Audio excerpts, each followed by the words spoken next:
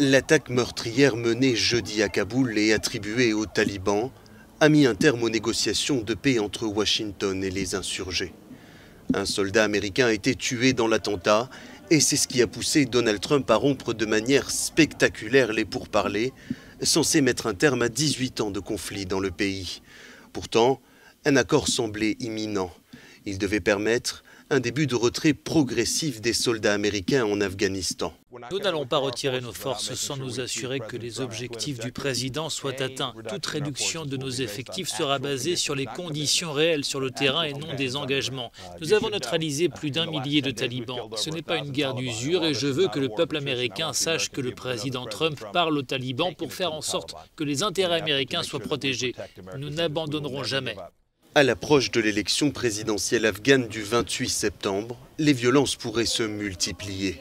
Conscient de ce risque, le gouvernement tente de reprendre les choses en main. Nous croyons avec force à un processus qui pourrait être mené par le gouvernement et le peuple afghan.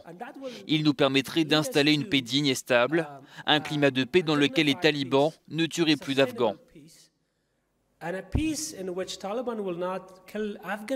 Annulée une première fois par Donald Trump, une réunion doit finalement avoir lieu ce dimanche à Camp David pour sortir de l'impasse.